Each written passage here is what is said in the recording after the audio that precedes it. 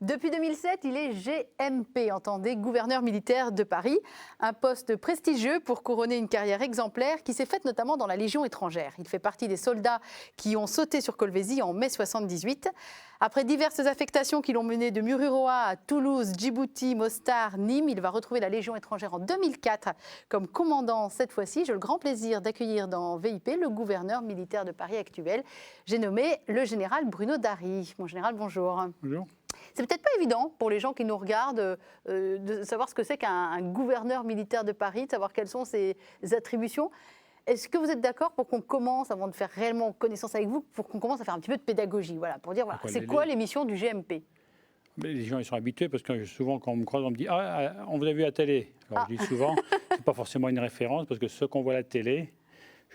C'est pour moi que vous dites ça, là. Je ne vais pas donner des noms. D'accord, ça démarre très mal, cette émission. Non, mais par contre, c'est vrai qu'on vous voit à la télé au 14 juillet, notamment, oui. au défilé. Oui, le 11 novembre. Et puis, le général un peu impressionnant à côté du président de la République, c'est lui. Voilà. Le 11 novembre. 11 novembre. Et puis, quand il y a des. Par exemple, après-demain, il y a une visite d'État du président Ouattara. Quand il y a des visites d'État, donc on l'accueille à Orly. Donc, il y a une visite d'État avec le pape, avec le président chinois, avec Pérez. Voilà, quand Hu Jintao vient à Paris, voilà. Vous êtes là avec le président. Et on l'accueille à Orly. Pourquoi le gouverneur militaire est là pour accueillir les diplomates étrangers, les chefs d'État étrangers? Parce que ça fait partie du protocole militaire. Je vois que le président de la République quitte le territoire national, il y a des honneurs. Je vois qu'un chef d'État, c'est la force armée du pays qui rend les honneurs à ce chef d'État. D'accord. Donc c'est vous qui avez accueilli Benoît XVI quand il est venu en France. Voilà, oui. Vous avez été impressionné par cette enfin, c'est une rencontre sans en être une vraiment. Benoît XVI, il y avait la rencontre quand même. Le pape, c'est quand même un homme impressionnant, donc à Orly. Puis après, j'ai servi 2 jours plus tard de sacristain en chef parce que j'avais mis les salons du gouvernement militaire de Paris comme sacristie de tous les évêques et cardinaux. D'accord. Voilà, donc j'ai servi de sacristain en chef le temps d'un matin. Le sacristain un peu de luxe, hein, quand même. Et est-ce qu'il y a des personnages politiques dans ce rôle spécifique, après on parlera de vos autres rôles, qui vous ont un peu impressionné? Donc Benoît XVI, qui est aussi un personnage politique et pas que religieux. Mais il y en a d'autres? Oui, il y avait Shimon Peres. Qui est en Colombie. Il impressionne surtout par leur présence, parce que moi, j'ai pas d'échange spécifique avec eux. Non, c'est pas mon rôle. Hein. Non, mais les gens dégagent plus ou moins quelque chose. Oui, c'est vrai. Oui. Mandela. Ah oui, vous avez eu la chance de voir Mandela. Nelson Mandela. Non, on voit des gens quand même qui ont quand même une présence. Le président Bush m'est arrivé aussi. Non, on a vu qui forge l'histoire au quotidien. Oui.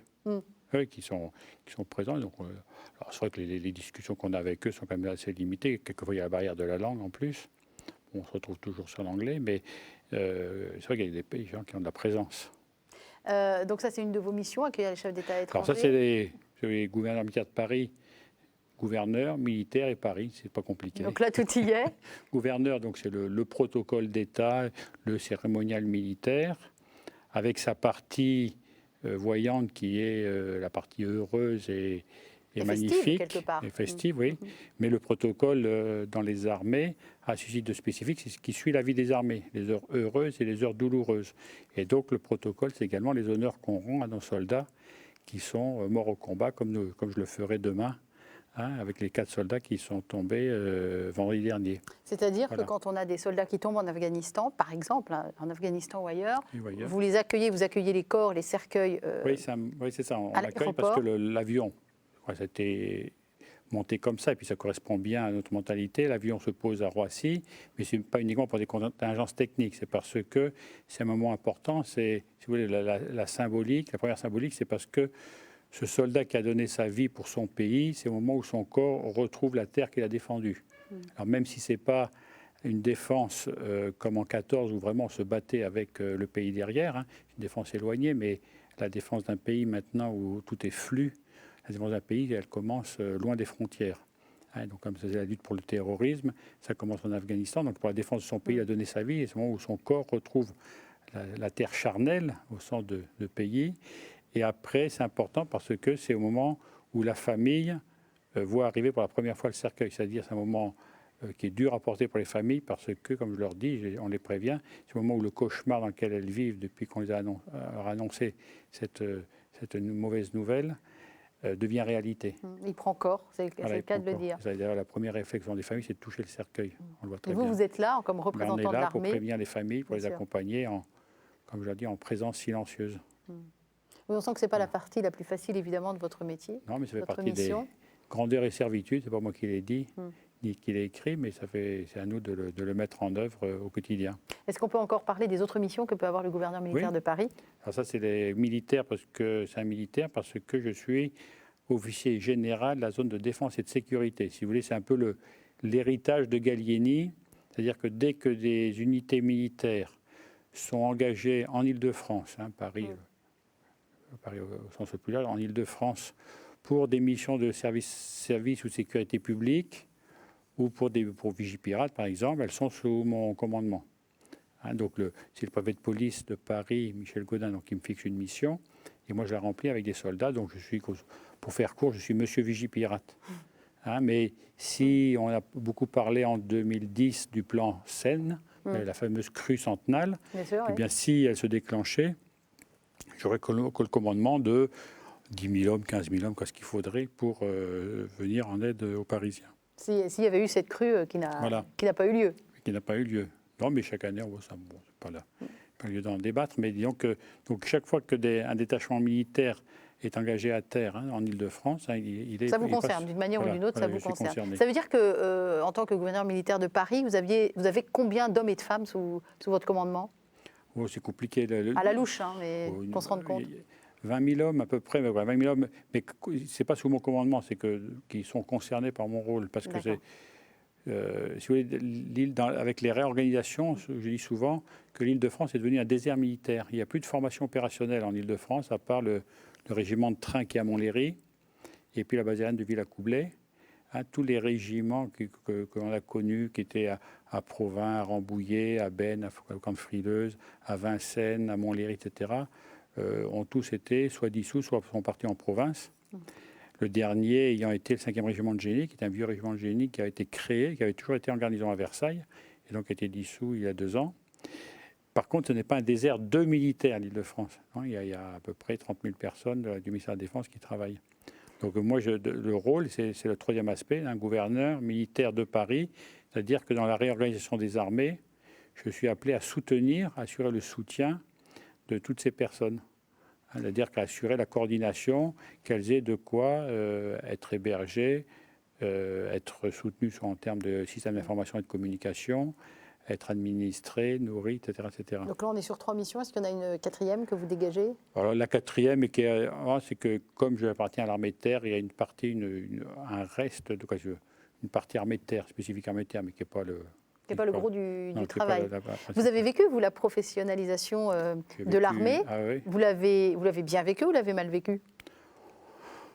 De toute façon, il n'y a pas décidé. Nous, vous savez, la professionnalisation, je dis souvent, c'était justifié sur le plan militaire parce qu'on voyait bien qu'on n'avait plus de menaces aux frontières et donc on n'avait plus besoin d'une armée aussi nombreuse sur le plan purement militaire. Par contre, à mon sens, ça a coupé quand même le lien avec la nation, quand même. Oui et non. Non, ça crée surtout un vide social. C'est-à-dire que le rôle, on a regretté le service national pour le rôle social qu'il avait. Le rôle d'insertion aussi. Ce rôle de melting pot, d'abord que chacun sortait de sa bulle sociale pour aller être confronté ou savoir qu'il y avait d'autres Français qui n'étaient pas faits comme eux. Et puis d'insertion, de formation, de tutoration, le nombre de chefs d'entreprise qui nous parlent encore de leur temps de service national comme aspirants ou les écoles de commandement, etc. Il y a eu tout un rôle qui manque aujourd'hui à la France, c'est évident. Alors justement, on a une question d'une ancienne invitée de VIP qui est venue, elle s'appelle Rougidia, elle est la chef cuistot du restaurant Petrosian. Je ne sais pas si vous la connaissez, on l'appelle la perle noire. Perle parce que c'est une cuisinière exceptionnelle et noire parce qu'elle est noire tout simplement. C'est une jeune femme qui est pleine de volonté, pleine de caractère, qui a d'ailleurs voulu faire l'armée, elle. Elle rêvait d'être dans l'armée et puis sa vie s'en est trouvée différemment. Et elle a une question à vous poser, c'est la question de VIP à VIP, donc on va l'écouter, Rougidia.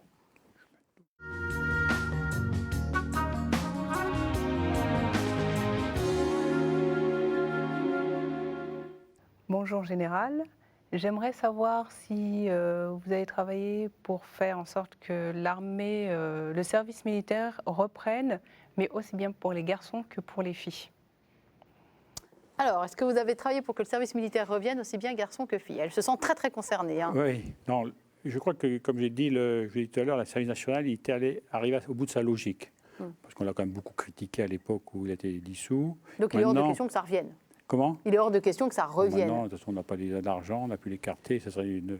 Alors, il est arrivé au bout de sa logique parce qu'il ne concernait que les garçons, pas les filles. Alors maintenant, il y a quand même une parité qui est quand même plus notable qu'à l'époque où elle a été créée à la fin du 19e siècle.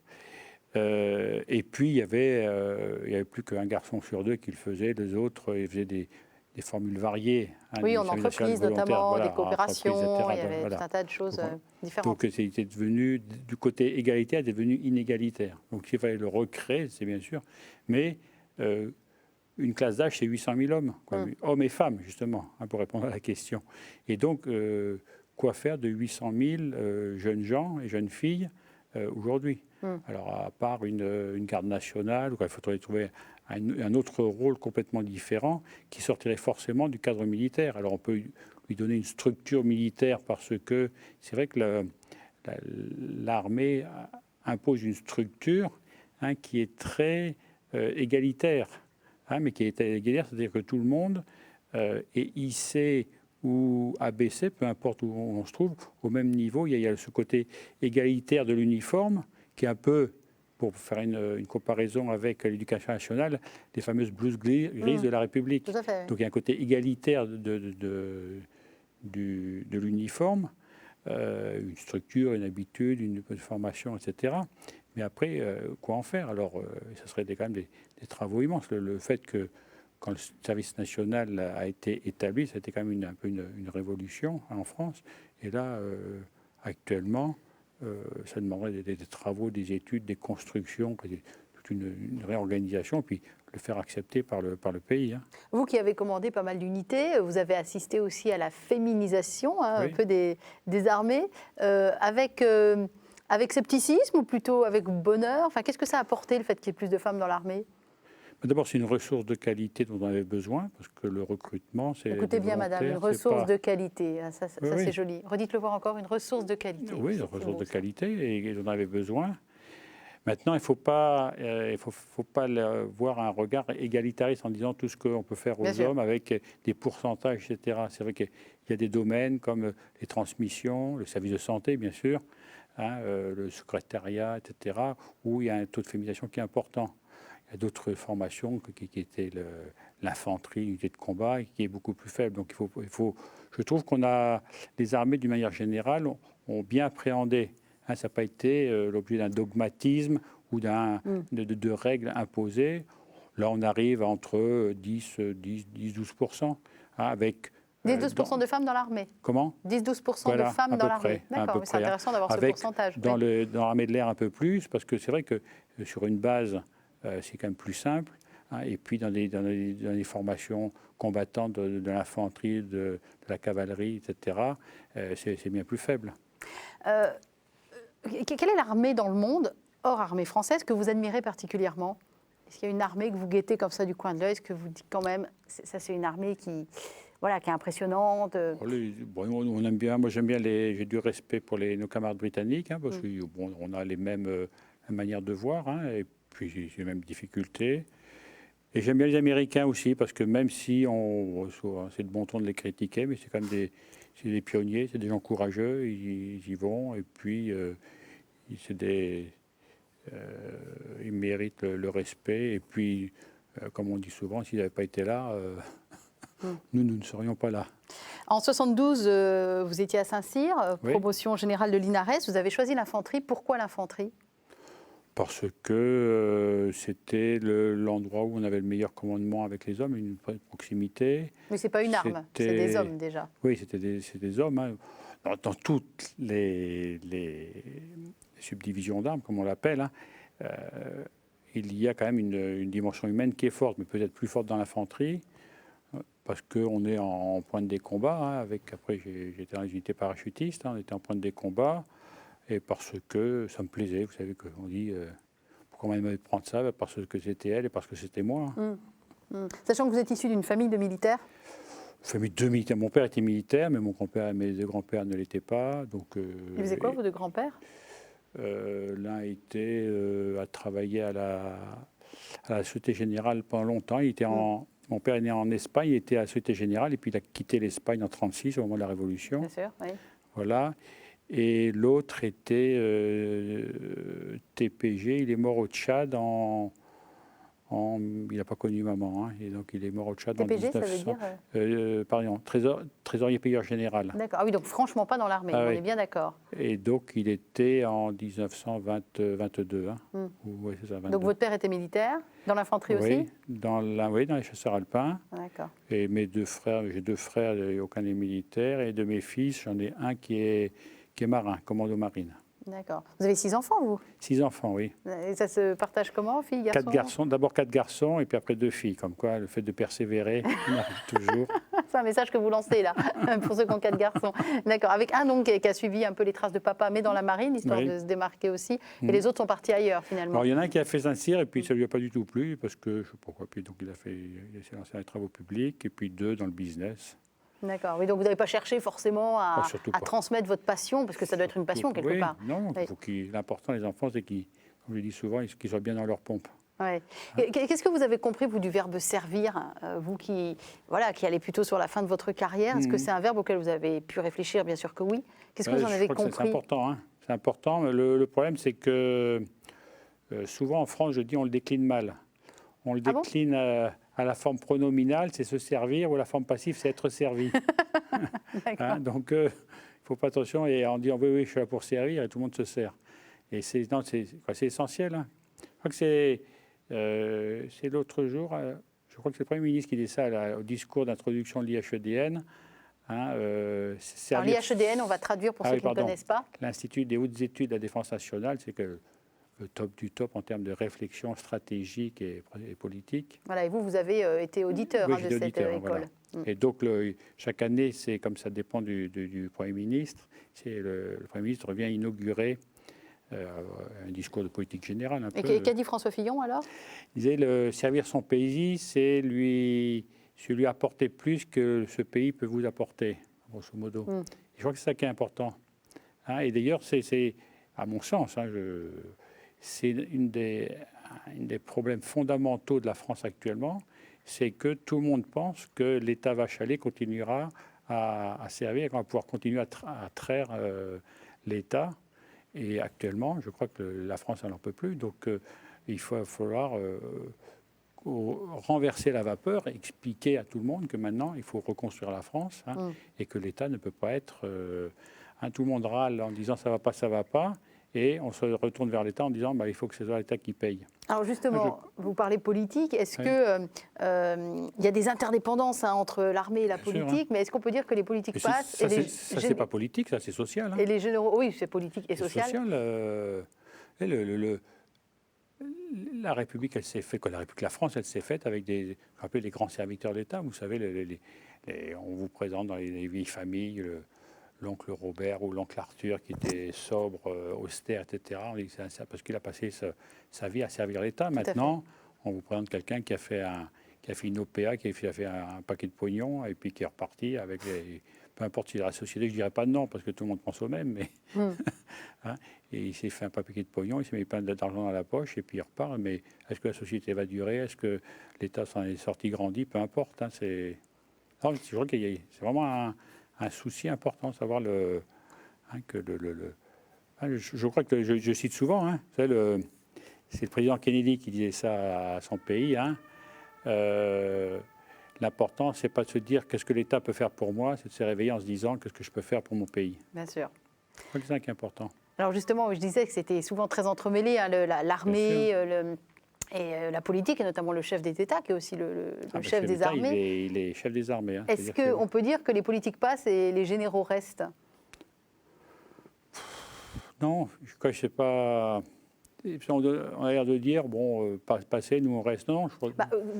les présidentielles auront lieu dans quelques mois. Oui, peu importe qui passe pour vous, quelque part. Je ne dis pas peu importe, parce que le chef de l'État, c'est un homme politique. Donc il est mis en place pour faire la politique qu'a décidé le peuple français. Et en même temps, les chefs des armées, donc son engagement, quand je dis l'engagement, c'est au sens le plus fort, hein, c'est-à-dire que l'engagement des soldats. Il n'y a pas un engagement d'un seul soldat français qui ne soit pas décidé par le président de la République. Donc quand il dit il engage les soldats français, il sait qu'il y a un risque de vie et de mort pour ces soldats. Donc c'est fait pour faire la politique pour laquelle il a été élu. Donc, si vous voulez, nous, on continue. Oui, les généraux restent, si vous voulez. Quoi, ils restent jusqu'à la limite d'âge d'abord. Et puis, ils restent, mais ils sont là pour remplir une politique, la dimension militaire du volet politique. Donc, si vous voulez, le mandat des présidentiels est de 5 ans, mais c'est renouvelable. Et puis, de toute façon, c'est toujours chef d'État. Et le vôtre, il est de combien de temps, le mandat du gouverneur militaire de Paris? Il n'y a pas de... Il n'y a pas. Non. Mon prédécesseur avait fêté 2 ans. Jean Valentin, que vous connaissez bien, a été resté 3 ans. Moi, je m'accroche un peu, là. Ma 5e année. On va finir par m'appeler la Bernique, si ça continue. Attention. Hein. Mais tout aura une fin. C'est comme ça que naissent les surnoms dont on n'arrive pas à se débarrasser. Hein? Général Labernique. Non, mais je vais rester sur Général Darry, ça me va bien. J'aimerais qu'on parle de la Légion étrangère, parce que c'est un gros morceau de votre, j'allais dire carrière militaire, mais de votre vie aussi. Vous avez choisi d'aller à la Légion étrangère. Vous avez servi à Corté et puis à Calvi. Ensuite. Pourquoi la Légion étrangère? C'est mythique, hein, évidemment, c'est mythique. Oui, c'est vrai, c'est mythique. C'est ce côté-là qui vous a... Un peu mystique aussi. Un peu mystique aussi. Non, c'est parce que, si vous voulez, c'était à l'époque, maintenant c'est un peu différent parce que toute l'armée est professionnalisée. Mais c'est vrai, c'est à l'époque, 75, où la majeure partie de l'armée de terre, c'est des conscrits.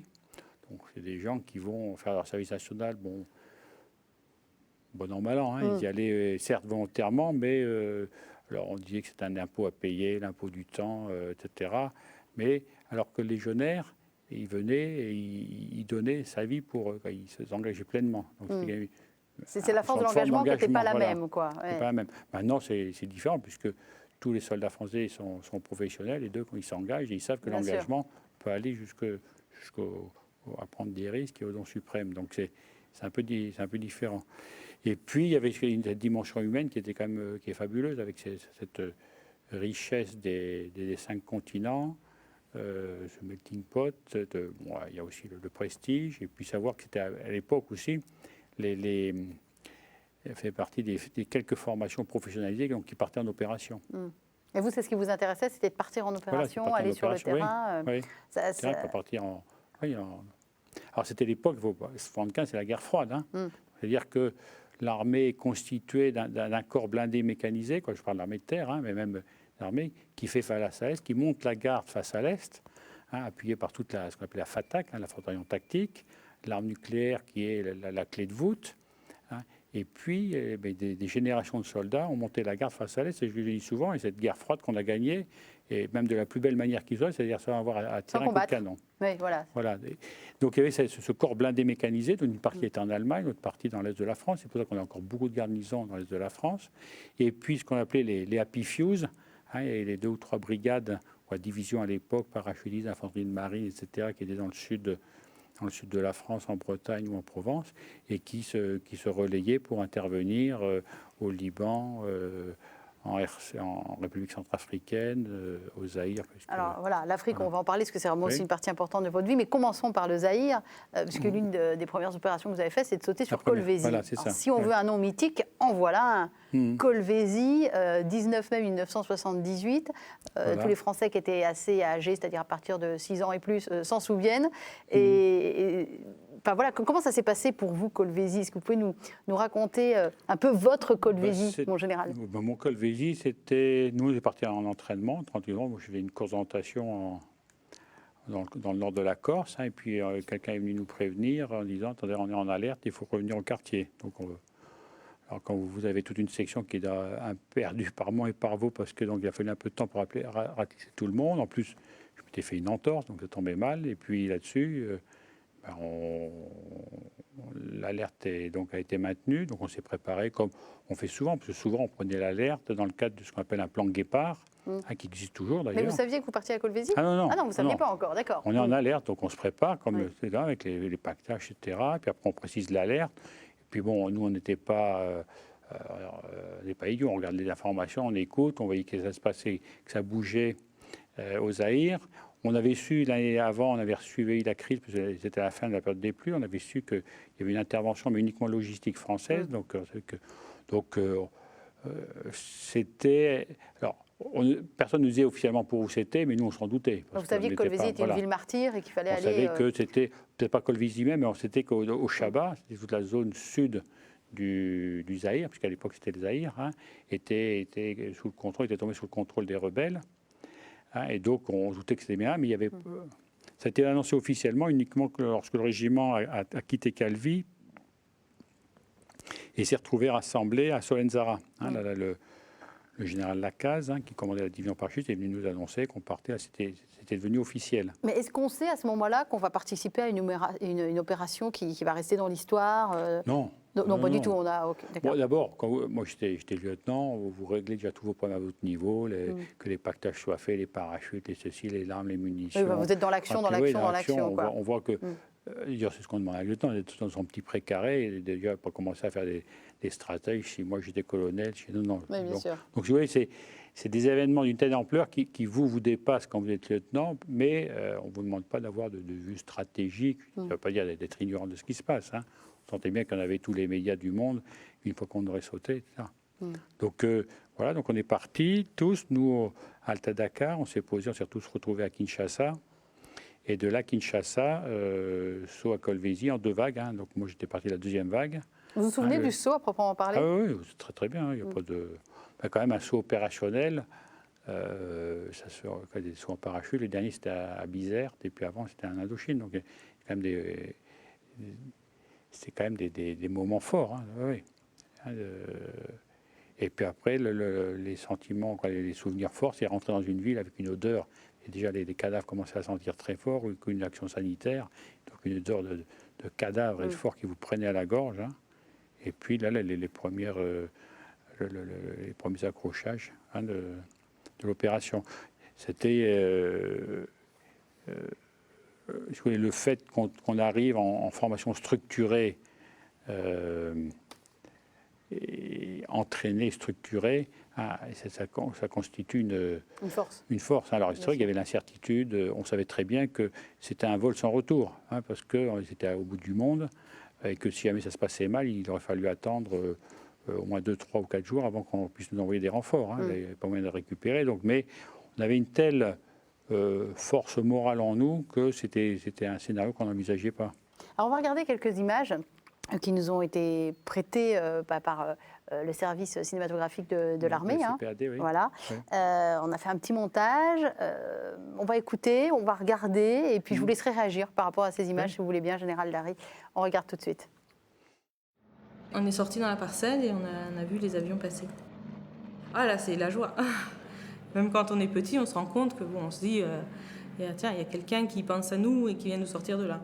Bien qu'on ne savait pas trop vraiment exactement ce qui se passait dans les autres quartiers, tout ça, on était vraiment en relation avec les gens du proche voisinage.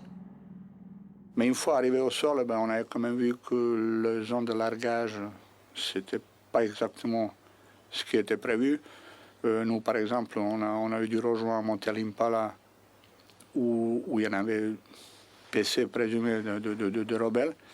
Et puis arrivé au sol, moi j'étais à 40 mètres de mur où c'est marqué Monte-Limpala. Il n'y avait pas de rebelles dedans, heureusement, d'ailleurs. Il y en avait des légionnaires de compagnie qui sont tombés à l'intérieur de jardin de Monte-Limpala. Et puis j'ai vu tout de suite le sergent transmission qui, avec son appareil, joignait tout de suite l'avion, le Transal qui était au-dessus de nous, à 1000 mètres encore au-dessus de nous, le général Gras, il était colonel à ce moment-là, c'était lui le grand patron donc des forces françaises au Zaïre, pour dire, ça y est, on a sauté, donc c'est lui qui a annoncé au monde que le REP avait sauté et que nous étions en train d'essayer d'arrêter les massacres et de libérer cette ville de tous ces rebelles qui ont mis cette ville vraiment dans un état lamentable, horrible.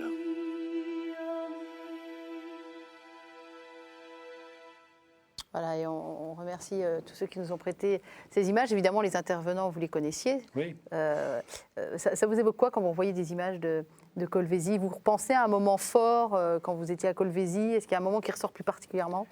Oui, je me rappelle toujours une des premières missions que j'ai reçues. Alors nous, on était à la deuxième vague, donc les camarades avaient été largués dans la première vague la veille au soir, donc il fallait qu'on rattrape le retard, hein, parce qu'on était quand même les hommes des troupes d'assaut, donc il fallait aller de en l'avant. deuxième vague, oui.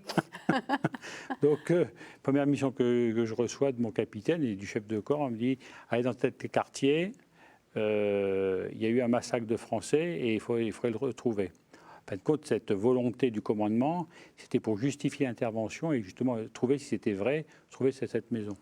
Bon, moi, ça me cassait les pieds parce que donc j'ai été faire un tour dans le quartier et j'ai répondu une demi-heure plus tard, non, j'ai rien vu, je rejoins la compagnie, etc. Et on m'a dit non, on a confirmation, il devait bien avoir une maison, etc. Donc j'y suis allé, c'était à l'ordre, hein, donc là, il va exiger. Et effectivement, dans une maison, il y avait, c'est la photo qui a fait la couverture de Paris Match.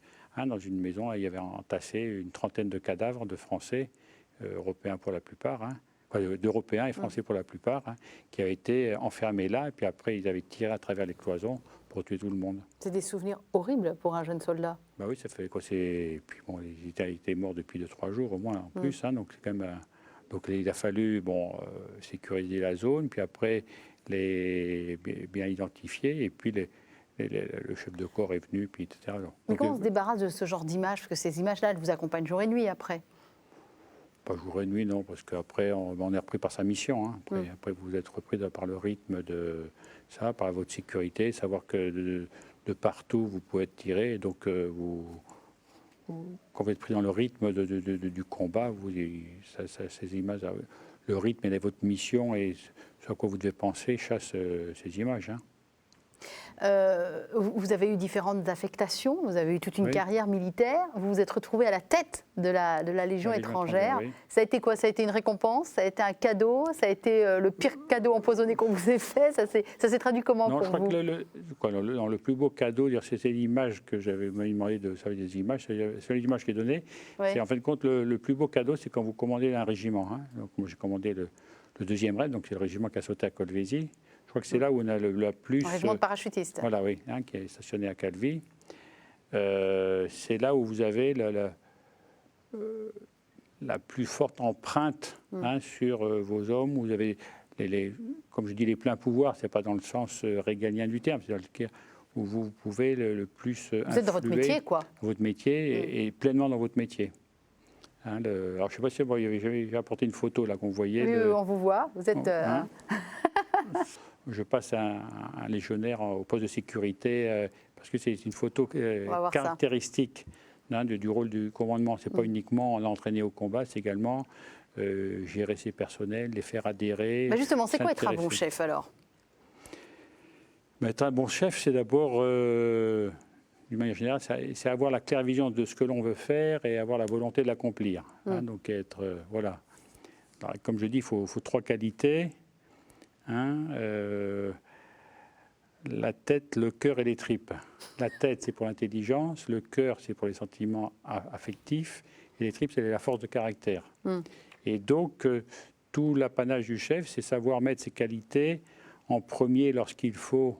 La force de caractère est commandée. D'autres moments, le cœur, parce que c'est le sentiment qui parle, et ces légionnaires qui risquent leur vie pour un pays qui, à l'origine, n'est pas leur patrie, mérite qu'on les prenne pour ce qu'ils sont et qu'on les considère. Et puis, quelquefois, c'est l'intelligence, quand il faut réfléchir sur l'avenir, que ce soit en opération, etc., il faut réfléchir. Si on vous a mis à la tête d'un régiment, c'est pour que vous apportiez aussi, on compte sur vous, un surcroît de réflexion, d'intelligence et d'anticipation. La tête, le cœur et les tripes, il y en a un qui n'a pas dit les choses pareilles, mais qui les a dites quand même, c'est le vicomte de Borelli. Vous connaissez, qui a un texte absolument sublime. Je ne vais pas pouvoir lire en entier parce qu'il fait 3 pages, mais on trouve ça très facilement sur Internet. Et c'est magnifique, c'est un texte que vous pouvez peut-être nous présenter. Oui, le vicomte de Borelli qui a commandé une formation à la Légion étrangère, et notamment il a commandé au Tonkin en fin du XIXe siècle. Et il a fait un poème très fort qui s'appelle « À mes hommes qui sont morts ». Voilà. Après qu'il y ait un jeune soldat qui lui ait sauvé la vie. Voilà, un de ces légionnaires, oui.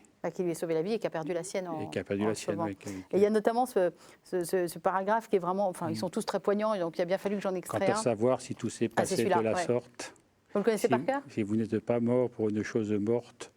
Quant à savoir si tout s'est passé de la sorte, et si vous n'êtes pas resté pour rien là-bas, si vous n'êtes pas mort pour une chose morte... Oh, mes pauvres amis, ne le demandez pas. Ne le demandez pas. Vous y pensez Non, parce que je l'ai cité récemment quand le commandement de Saint-Marc a été décoré. Alors, je voulais qu'on en parle aussi. A été décoré, a été élevé à la dignité de Grand Croix de la Légion d'honneur. Après, il y avait une réception dans les salons de gouverneurs, et donc dans le discours d'éloge, il m'a tellement dit de faire l'éloge, et donc j'ai cité ce quatrain du vicomte de Borelli. Voilà.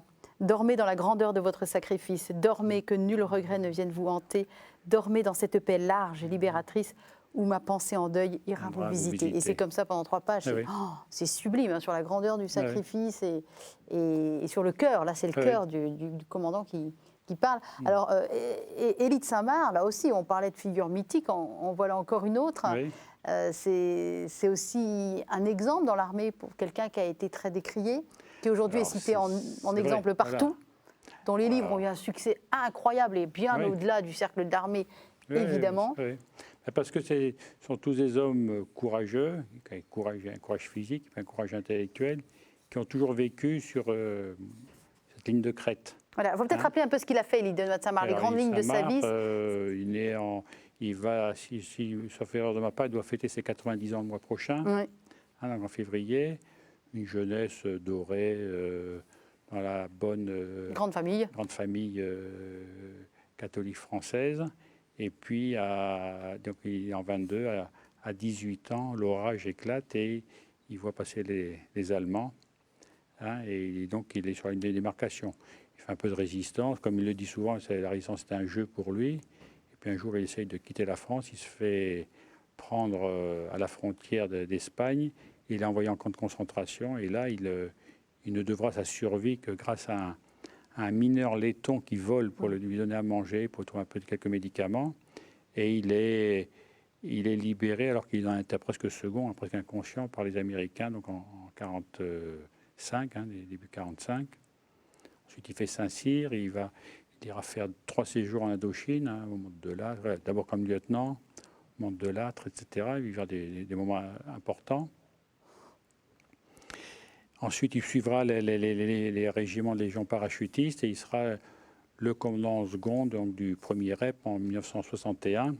Et c'est lui qui décide, alors que son chef de corps n'est pas là, de se révolter, parce que on a souvent appelé ça le putsch des généraux. En fin de compte, c'était une révolte militaire qui, comme il le dira à son procès, donc en Algérie, concernant cette révolte, puisque, comme il l'a dit dans ses conférences, d'un officier adulé et envié par tout le monde, je passais dans un officier félon qui méritait 12 balles dans la peau dans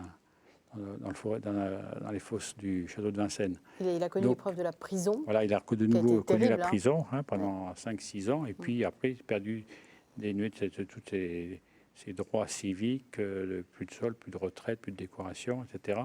Et puis il va se reconstruire peu à peu. Il va rester silencieux très longtemps. Il va rester silencieux pendant pendant 15 ans presque.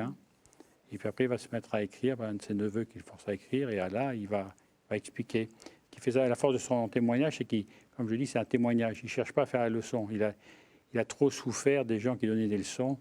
Ces professeurs qui disaient « faites de la résistance, allez vous engager, collaborer, etc., qui restaient doctement assis. Et pourtant, c'est des leçons de vie qu'il nous donne malgré tout. Parce que pour que des livres, comme il a écrit, puissent parler à des gens comme moi qui ne sont pas dans l'armée. Je viens témoigner de ce que j'ai vécu. Et c'est à travers son témoignage, qu'il donne l'exemple. Et je crois que c'est important ça, de ne pas donner de leçons. Il dit voilà. Et souvent, il y a des contradictions. Il dit écoutez, moi, je vois ce que j'ai connu en Algérie, je viens témoigner de ce que j'ai vu. Alors vous avez peut-être une autre expérience, mais moi, voilà. Mais souvent, les militaires, quand on leur demande qui sont vos références, ils vont. Enfin, moi, à chaque fois, c'est ça, on me cite le général Leclerc et Élie de Saint-Marc. Leclerc a dit tout ce que j'ai fait de grand, je l'ai fait en désobéissant. Voilà. Comme quoi, il y a une lignée quelque part. Mais non, c'est parce que c'est des gens qui ont vécu des circonstances exceptionnelles où le soldat ou le chef, a fortiori, se trouvait confronté entre l'obéissance, qui est quand même la vertu première du soldat, et puis la désobéissance, pour assurer la mission ou pour se conforter à son honneur. Donc, tous ces gens qui ont été dans ces situations-là, c'est toujours, s'ils ont survécu, ce qui n'a pas été le cas de tous, et quand ils ont survécu, il est toujours intéressant qu'ils fassent part de leur expérience. Bien sûr. Et en disant qu'est-ce qui a guidé leur choix. Sachant que et on est quand même une société humaine, et vae victis, malheur au vaincu. Alors quand vous dites non et que vous gagnez après, vous êtes un héros, mais si vous dites non et puis après vous ne réussissez pas, vous êtes classé dans la catégorie des renégats. Et donc, le commandant de Saint-Marc a été classé dans la catégorie des renégats. Et là, comme je l'ai dit, très simplement dans l'éloge que je lui ai fait, le fait d'être élevé à la plus grande grade de la Légion d'honneur, fait comme Grand Croix, c'est une reconnaissance du pays, une reconnaissance du pays à son égard. Vous savez que j'en ai beaucoup entendu parler de votre discours par tout un tas d'amis qui sont de famille militaire ou pas. Moi, j'en ai beaucoup entendu parler dans ma province, je tenais à vous le dire. On va laisser la parole maintenant au père Geoffroy-Marie, qui est prêtre et moine de la communauté Saint-Jean, et qui a une question à vous poser. C'est la question tombée du ciel.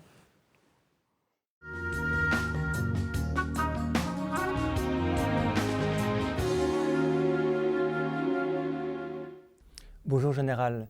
Votre carrière militaire vous a invité à porter de hautes responsabilités, aussi bien au niveau politique que sur le terrain de la guerre, en envoyant des hommes avec ce risque de la mort. Est-ce que votre foi en Dieu a été une lumière, une force pour vous? Et est-ce que dans certaines situations, vous avez douté de Dieu, vous avez été ébranlé dans votre foi en Dieu et dans votre foi en l'homme? Alors, on n'a pas encore parlé effectivement de votre foi en Dieu, mais vous êtes très croyant. Et est-ce qu'il vous est arrivé en opération d'être ébranlé dans votre foi? Je n'ai pas été ébranlé, mais comme je l'ai dit dans mon discours, et d'ailleurs c'est une question qui, je le sais, a longtemps ébranlé Élie de Saint-Marc, c'est de dire, lorsque l'on croit à un Dieu et à un Dieu d'amour, comment peut-il permettre les camps de concentration, la mort de centaines de milliers d'enfants, le drame des harkis et tout ce que lui a vécu, tout ce qu'on a vécu. Ça, c'est le mystère de la souffrance et le mystère du mal. Tout de suite. Et alors, comme nous, les soldats, nous sommes appelés à être engagés en situation de crise, donc en situation de guerre, donc au moment où les relations entre les hommes sont à des niveaux paroxystiques, donc on est tout de suite confronté à la notion de bien et de mal, et quand on voit et donc tout de suite, on vous dit, si ton Dieu est si bon, pourquoi il permet ça? C'est tout de suite la question qui se pose et puis à laquelle on est confronté, et qui ébranle les gens. Je me rappelle des discussions. Quelle réponse? La réponse, c'est que d'abord c'est la liberté de l'homme, en fin de compte. C'est Dieu a aimé tellement l'homme qu'il a voulu libre, sachant que cette liberté, ça a commencé avec Adam et Ève, cette liberté, il en a mal usé et il continue à mal en user. C'est-à-dire que dès qu'à certaines personnes qui n'ont pas l'élévation d'âme ou qui, pour des raisons politiques, peu importe, vous leur donnez la force, ils transforment cette force en violence, c'est-à-dire pour une destination, pour une finalité qui n'est pas bonne et qui n'est pas saine. Pour un excès de pouvoir, pour conquérir un pays, pour un autre idéal, etc. Donc, et ce qui se passe aujourd'hui, cette violence qui s'exerce, en plus, certains la font au nom de Dieu. Donc, on retourne ces propos. Donc, ce que je veux dire par là, c'est que vous êtes tout de suite confrontés. Nous, on fait un métier à l'ombre de la mort, comme on dit. En permanence, c'est toute personne qui s'engage à servir son pays. Aller jusqu'au bout. Et à servir son pays par les armes. Donc ça veut dire que potentiellement, il est appelé à être dans des situations extrêmes, à avoir les armes de son pays. C'est pour ça d'ailleurs, on est le seul métier où lorsque vous ne rejoignez pas votre travail le matin, vous êtes déclaré déserteur. D'accord.